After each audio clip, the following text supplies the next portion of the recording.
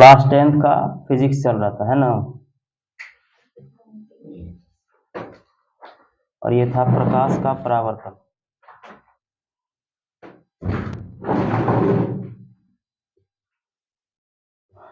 प्रकाश का परावर्तन।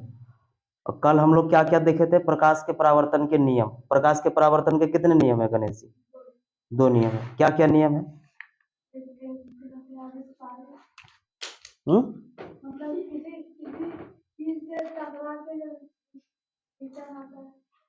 किसी चीज से टकरा के लौट जाता है, वो प्रकाश का परावर्तन है। प्रकाश के परावर्तन का नियम बताओ शुभांशु।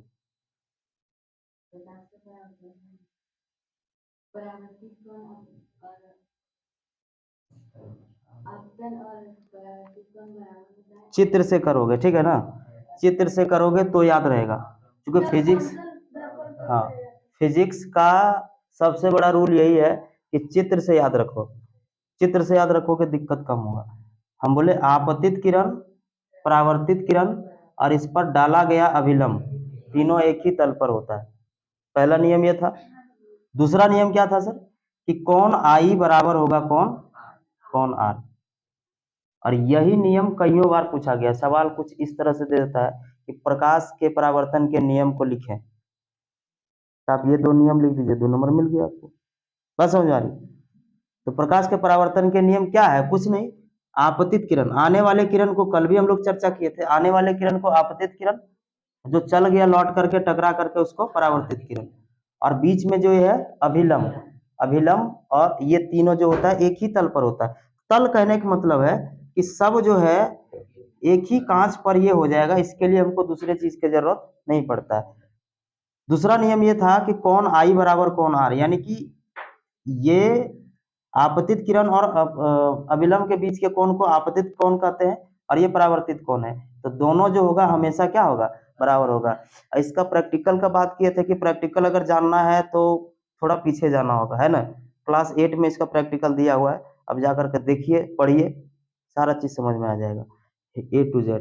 अब हम लोग बात करेंगे, प्रकाश के परावर्तन के नियम देख लिए थे, और इसके बाद हम लोग एक चीज और देखे थे कि ये बोलो सूत के आ रहा है तो सूत के जा रहा है ना, मैंने तिरछा आएगा तो तिरछा जाएगा। पर अगर सीधा आ गया तो क्या करेगा? सीधा आएगा तो सीधा ही जाएगा, यानी कि लंबवत आने वाली प्रकाश की किरणें उसी रास्ता में, उसी पथ में लौट जाती है। इसका मतलब यह है कि इसका कोण आई और कोण आर क्या हो जाएगा? 0 हो जाएगा, क्योंकि इसका है ही नहीं। 90 डिग्री पे क्या बनेगा? कौन कुछ बनेगा? क्या नहीं बनेगा, इसीलिए ये 0 होगा। हम लोग आज की चर्चा में जो कथा में शुरू करने जा रहे हैं वो क्या है? प्रतिदिन, प्रतिदिन, प्रतिबिंब। ठीक है, यहां तक में कोई दिक्कत है? पहले बताओ, नहीं ना दिक्कत है। हम लोग एक चीज और भी देख लिए थे कि किस प्रकार से जो होता है वास्तविक प्रतिबिंब और आभासी प्रतिबिंब बनता है। आभासी प्रतिबिंब क्या होता है? एक चीज हमेशा याद रखना, सीधा और आभासी साथ चलता है। सीधा रहेगा तो वो आभासी ही रहेगा। आज हम लोग देखेंगे समतल दर्पण में प्रतिबिंब किस प्रकार से बनता है, और ये सवाल जो है बहुत इंपॉर्टेंट भी आता है। समतल दर्पण में प्रतिबिंब का बनना, यहाँ लिख देते हैं। समतल दर्पण में प्रतिबिंब का बनना किस प्रकार से बनता है, समझिएगा गौर से।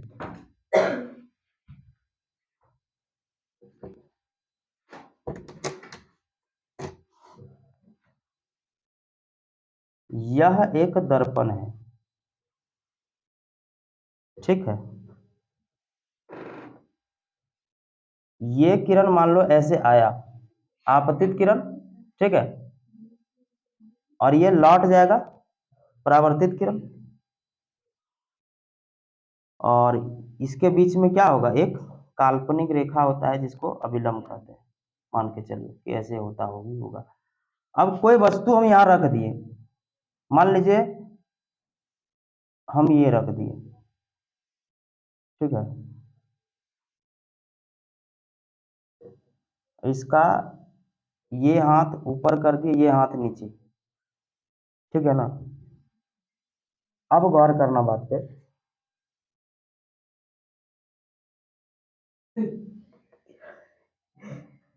इसका प्रतिबिंब, मान लो ये दर्पण है, इस दर्पण में अगर इसका प्रतिबिंब बनेगा, हम लोग का समतल दर्पण, जैसे मुंह देखते हैं, घर में मुंह देखते हैं ना, चेहरा जिसमें देखते हैं वो समतल दर्पण ही होता है।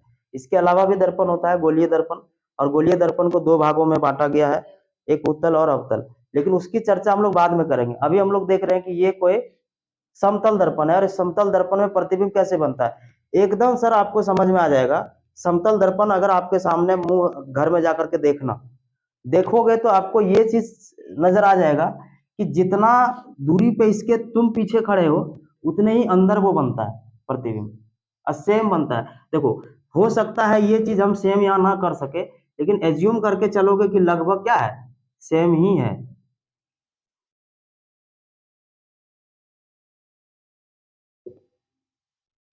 लेकिन एक चीज इसमें क्या होता है, पार्श्व परिवर्तन।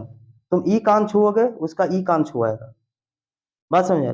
पार्श्व परिवर्तन उसके कहते हैं, दायां का बायां हो जाएगा, बायां का दायां हो जाएगा। ई माथा पे कौन हाथ रखा है, इधर वाला ना, तो तुम रख दोगे इधर वाला, और ये नीचे जाएगा।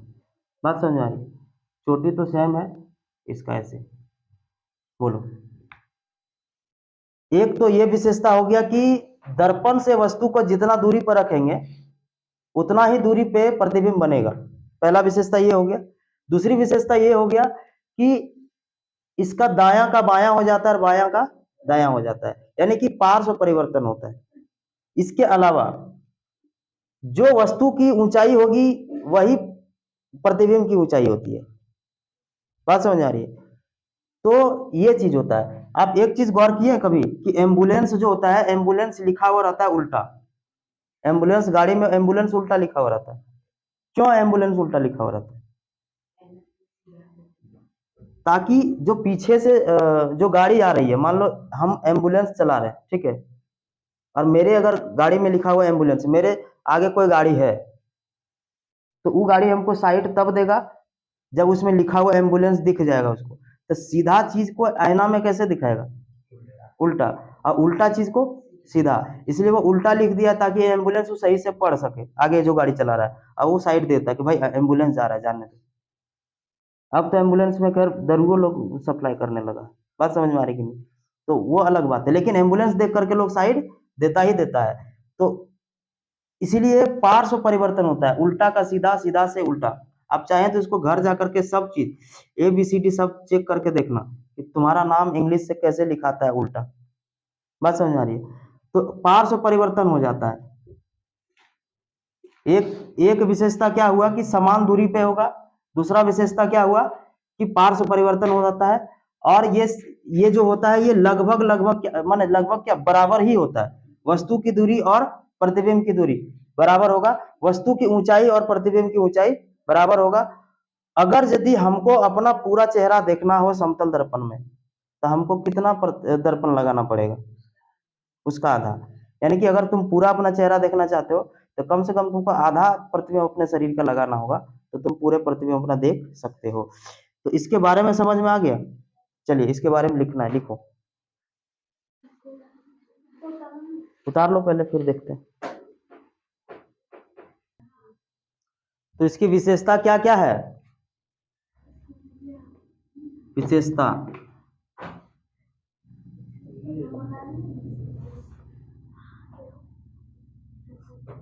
नंबर 1 देखे लिखो। समतल दर्पण में, हाँ, समतल दर्पण में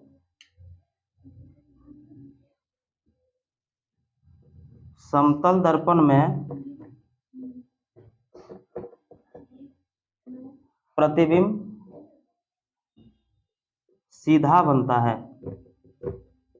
कैसा बना, सीधा ना बना। तुम्हारा मुड़ी ऊपर है तो इसका भी मुड़ी ऊपर है कि नहीं? वस्तु का जिस प्रकार से है उसी प्रकार से इसका भी है। मतलब क्या है कि दर्पण में सीधा प्रतिबिंब बनेगा। दूसरा,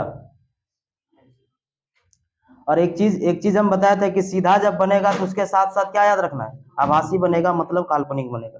तो आप ये भी लिख सकते हैं कि समतल दर्पण में प्रतिबिंब आभासी बनता है, माने काल्पनिक। हाँ, काल्पनिक प्रतिबिंब, काल्पनिक प्रतिबिंब बनता है। लिखो, समतल दर्पण में काल्पनिक प्रतिबिंब बनता है।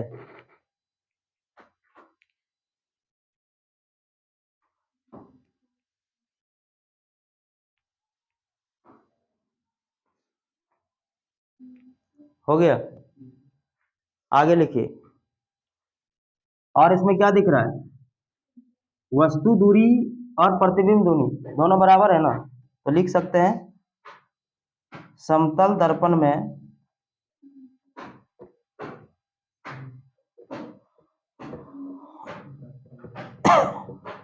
वस्तु दूरी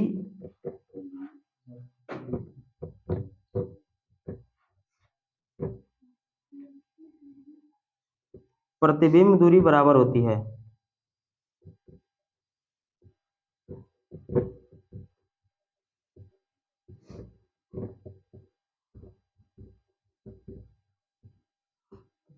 वस्तु दूरी प्रतिबिंब दूरी बराबर होती है। और क्या दिख रहा है इसमें? पार्श्व परिवर्तन हो रहा है ना, तो समतल दर्पण में पार्श्व परिवर्तन होता है। लिखिए,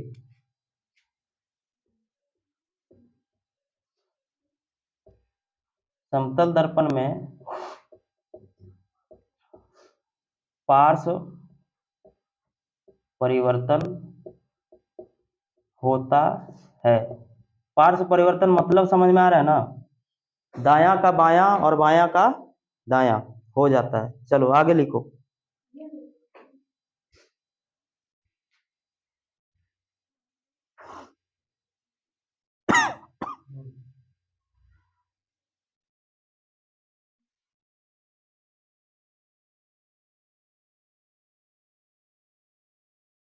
समतल दर्पण में, हाँ, समतल दर्पण में अपना पूरा चेहरा देखने के लिए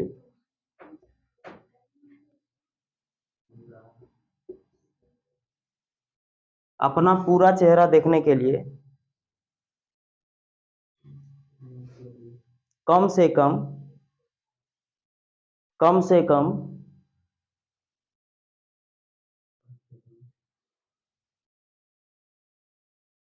आधे दर्पण लेना होगा। आधे दर्पण लेना होगा।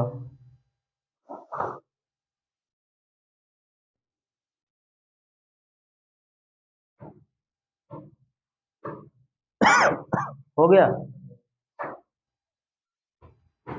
एक चीज और होता है इसका कि आप जितना स्पीड से इसमें इधर से आइएगा ना, उसका दुगुना स्पीड से वो आता हुआ नजर आता है, ठीक है ना, प्रतिबिंब। तो ये अगर कभी तुम गाड़ी चला रहे हो, तुम गाड़ी में हो और पीछे से तुम्हारा गाड़ी को खूब रफ्तार में आ रहा है, तो उतना डरने की जरूरत नहीं है, क्योंकि उसका वो डबल दिखा रहा है। बात समझ में आ रही है? वो आधा ही स्पीड से जा रहा है, जितना स्पीड वो दिखा रहा है। तो अगला पॉइंट लिख लो कि समतल दर्पण में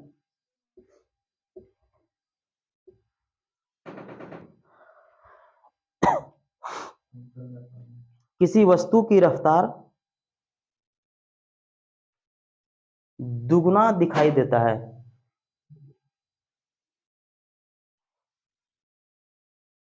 किसी वस्तु की रफ्तार दुगुना दिखाई देता है।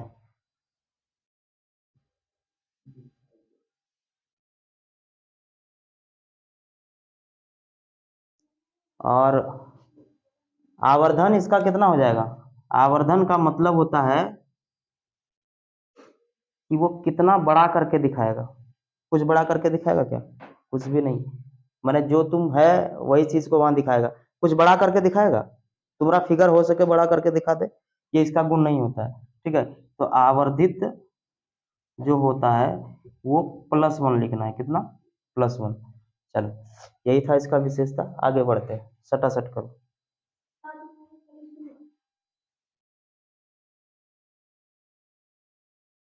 अब हम लोग देखते हैं गोलीय दर्पण। ठीक है, सबसे पहले तो दर्पण जो है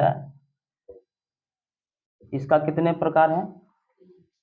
इसका मेनली दो प्रकार है, एक समतल है और एक गोलीय दर्पण है। ठीक है, अब गोलीय को फर्दर दो भाग में बांटा गया है, बात समझना। एक एक अवतल दर्पण और एक उत्तल दर्पण।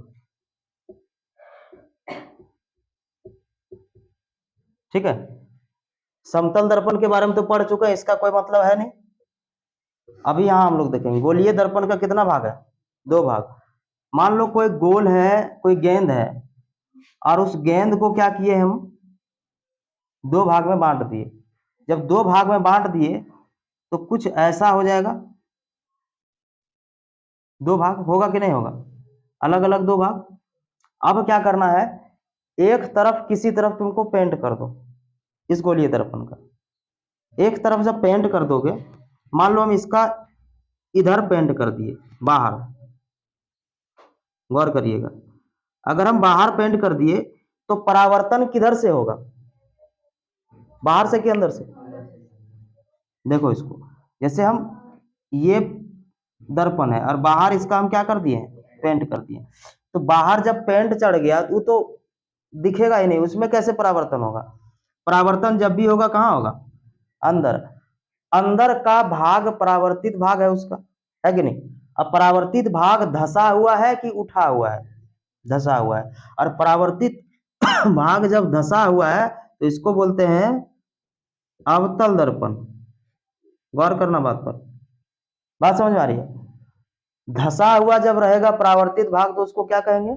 अवतल दर्पण।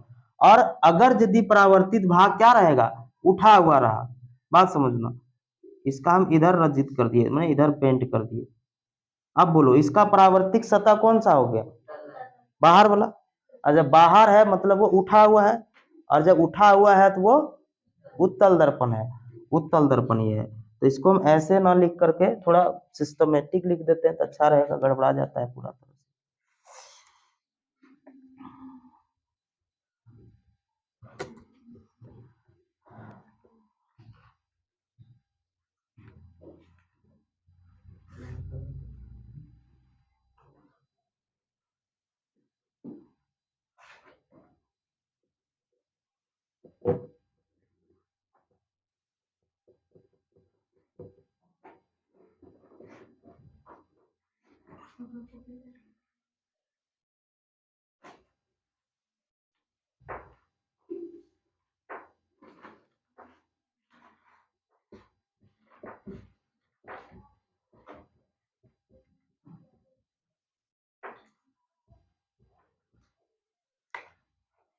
परावर्तक सतह इसका क्या है? धसा हुआ है, इसको बोलेंगे अवतल दर्पण। और इसका परावर्तक सतह उठा हुआ है, इसको बोलेंगे उत्तल दर्पण। याद रखना, उत्तल दर्पण मतलब उठल दर्पण। ठीक है, उठल दर्पण मतलब उत्तल दर्पण। तो याद इसको रखने के लिए थोड़ा सा दिमाग पे जोर दो। और जब उठल रहेगा तो उसको कौन दर्पण बोलेंगे? उत्तल दर्पण बोलेंगे। तो उठल एगो याद रह जाएगा, दूसरा धसल ना होगा, उसको एगो अवतल है, दूसरा कौन हो जाएगा? एगो अवतल है, दूसरा उत्तल, और दूसरा उत्तल है तो अवतल हो जाएगा। बात समझ आ रही है? इसको करिए फिर आगे देखते हैं।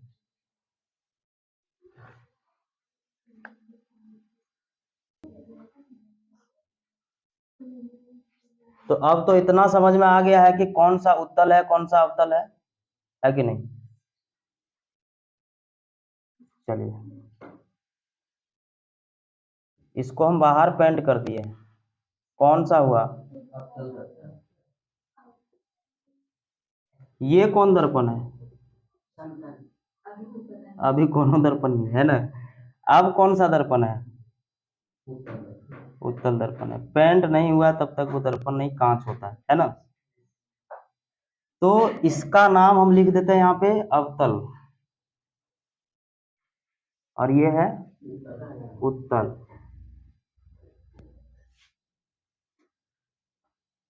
इसके बीचों बीच से एक रेखा गुजरती है जिसको हम लोग कहते हैं मुख्य अक्ष। क्या कहते हैं? मुख्य अक्ष। तो इससे भी गुजार देते हैं तो ये भी है मुख्य अक्ष। ठीक है, इसको क्या कहेंगे? ये लाइन मुख्य अक्ष कहलाता है। और ये जो होता है वो ध्रुव कहलाता है। क्या कहलाता है? ध्रुव। इसको यहाँ P से इंडिकेट करते हैं, इसको P लिख देते हैं। यहाँ पे हम लिख दिए P, मतलब हो गया ध्रुव। ठीक है, ये P है। और अगर यदि इसको हम ऐसे रहता, ये मान के चलिए थोड़े देर के लिए, अगर ये ऐसे होता तो इसका एक केंद्र होता ना, केंद्र बीच। अगर गोल होगा तो गोल का तो केंद्र होगा ना, और ये क्या हुआ इसका केंद्र। अच्छा, मुख्य अक्ष इस लाइन को कहते हैं, ना कि इस बिंदु को। इस बिंदु को क्या कहते हैं? केंद्र। क्या कहेंगे? केंद्र। इस बिंदु को कहेंगे केंद्र, वक्रता केंद्र। और इसको हम लोग सी से इंडिकेट करते हैं। तो यहां लिख देते हैं सी का मतलब हो गया वक्रता केंद्र। और ये मुख्य, यहां लिख देते हैं मुख्य अक्ष। ठीक है, मुख्य अक्ष। और केंद्र से, और ध्रुव और केंद्र के बीच में एक बिंदु और होता है जिसको हम लोग कहते हैं फोकस। क्या कहते हैं? फोकस। इसको एफ से इंडिकेट करते हैं। एफ हो गया यहाँ पे फोकस। यहां तक में कोई परेशानी? तो आप ये बात बताइए कि यहां से यहां तक की दूरी को हम स्मॉल एफ से इंडिकेट कर दे, इसको तो फोकस दूरी। क्या कहते हैं? तो ध्रुव से फोकस के बीच की दूरी को क्या कहते हैं? फोकस दूरी। इसको स्मॉल एफ से इंडिकेट कर दिए। ये है फोकस दूरी, ये एफ है, एफ। ये है फोकस दूरी। इतना बात तो तुमको पता चल ही गया होगा कि ये जो होता है यहां से यहां तक की, हम लोग अगर मैथ में पढ़ते हैं उसको क्या कहते हैं? केंद्र से लेकर के परिधि के बीच की दूरी को क्या कहते हैं? केंद्र, त्रिज्या कहते हैं। तो त्रिज्या जो हुआ वो F/2 हुआ कि नहीं हुआ? सॉरी, F जो हुआ वो R/2 हुआ। माने कि त्रिज्या का आधा होता है फोकस। बात समझ आए? ये फोकस दूरी है ना, यहां तक की दूरी को क्या कहेंगे? केंद्र, ये जो है क्या बोलते हैं, ध्रुव से लेकर के फोकस के बीच के दूरी को क्या कहते हैं? फोकस दूरी। और फोकस दूरी जो होता है वो यहां से यहां तक की दूरी को हम लोग त्रिज्या कहते हैं। तो त्रिज्या का आधा हुआ ना वो। बात समझ आ रही है? तो फोकस दूरी जो होता है वो त्रिज्या का आधा होता है। ये सूत्र भी होता है, इसको हम लोग को प्रूफ भी करना होता है। खैर इसको करेंगे प्रूफ, बाद में देखा जाएगा। तो अभी कुछ नया बात इसमें क्या है? ये हो गया मुख्य अक्ष, हो गया ध्रुव, हो गया वक्रता केंद्र, हो गया फोकस, हो गया फोकस दूरी, हो गया। और कुछ है इसमें क्या? और कुछ बिंदु नहीं है। तो ये हो गया। सेम चीज यहां भी कर सकते हो तो, अगर चाहो तो। क्या? ये हो गया मुख्य अक्ष इसका। अच्छा, दोनों में इंडिकेट करना जरूरी नहीं है, गंदा हो जाता है काफी, है कि नहीं? इसको छोड़ देते हैं। इसको सिर्फ डिजाइन तुम खुद भी कर सकते हो, कर लो तो। इसको कर दिया, देखो इसको, फिर इसको छापो, फिर आगे देखते हैं।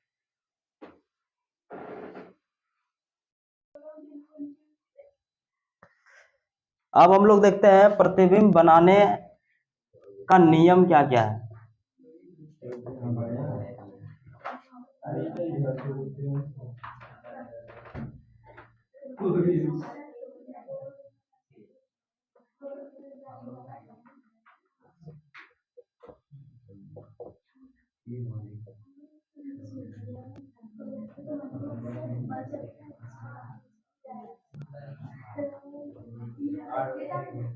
हो गया।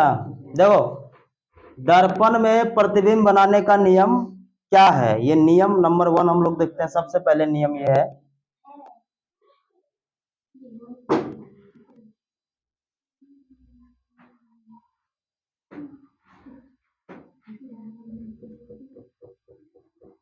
ये कौन दर्पण है?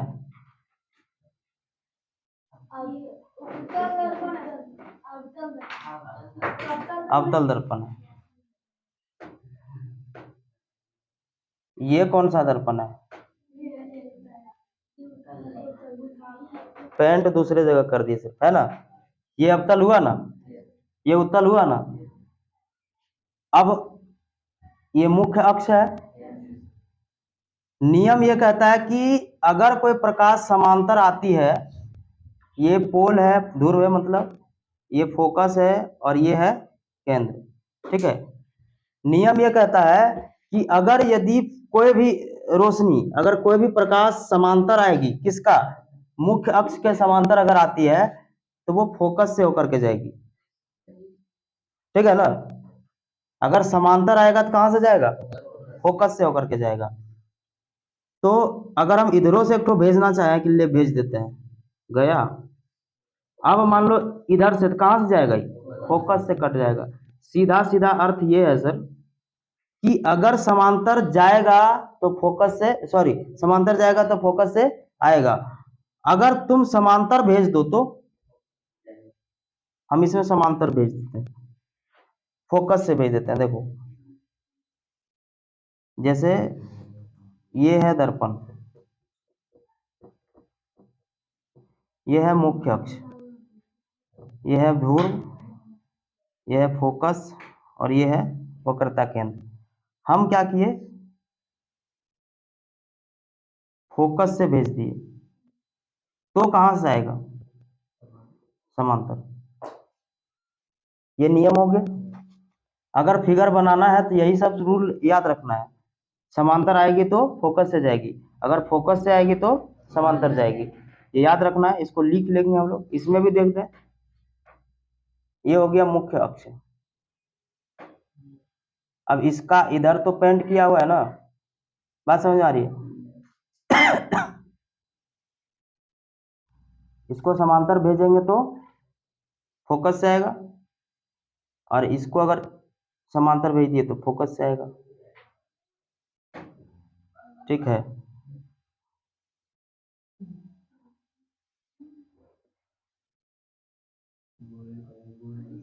अब बता, इसमें इसमें अगर यदि हम फोकस से भेजते हैं, देखिए मान लीजिए ये फोकस है, ये केंद्र है, अगर ये फोकस से भेजते हैं ऐसे, तो क्या करेगा, ये समांतर जाएगा। बात समझ में आ रही कि नहीं आ रही। बस यही नियम है सर, याद रखिए इसको, फिर आगे देखना होगा।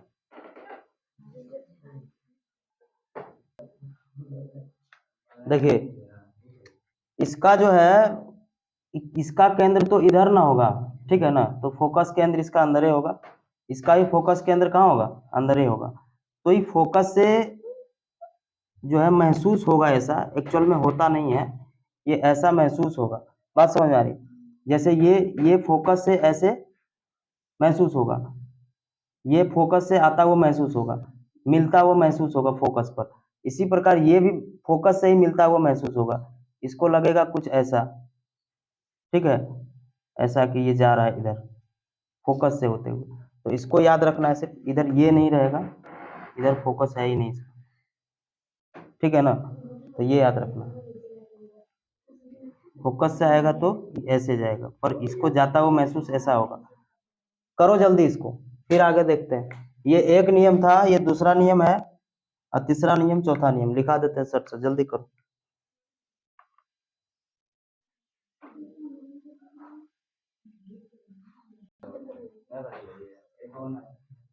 देखिए तीसरा नियम क्या कहता है कि अगर ध्रुव से आएगा तो ध्रुव से ही जाएगा, ठीक है ना।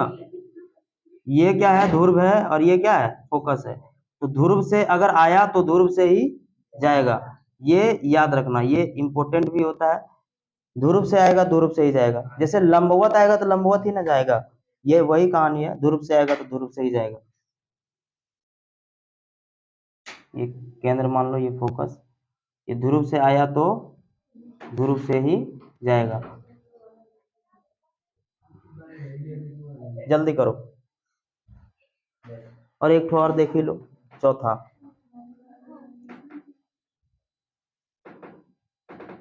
ध्रुव बोलते हैं, ये केंद्र है, केंद्र से आएगी तो केंद्र से जाएगी, ध्रुव यहाँ है।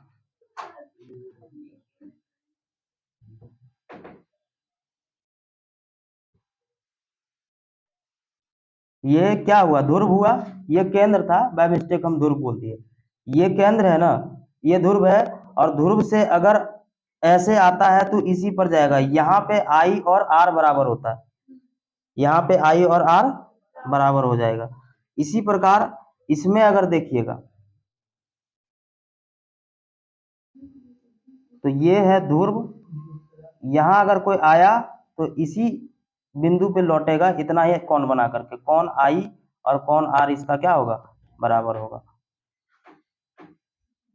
और इसी नियम से होता काम भी है। करो इसको, फिर आगे देखते हैं।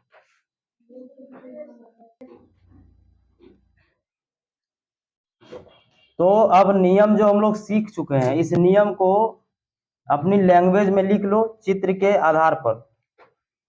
तो पहला अगर लिखना चाहें तो क्या लिखेंगे बोलिए, अगर चित्र के आधार पर उस नियम को लिखना चाहें तो क्या लिखेंगे। पहला नंबर का होगा, यदि किरण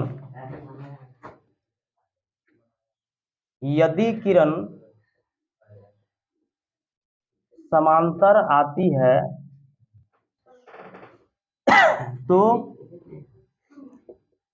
फोकस से होकर जाएगी। एक नंबर का यही था, और इसी को उल्टा कर दिए दूसरा नंबर में, है ना। दूसरा नंबर क्या था कि यदि किरण फोकस से आएगी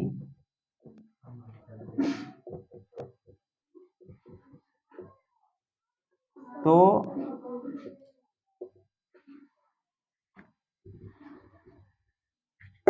मुख्य अक्ष लिख देना, मुख्य अक्ष के समांतर, मुख्य अक्ष के समांतर जाएगी।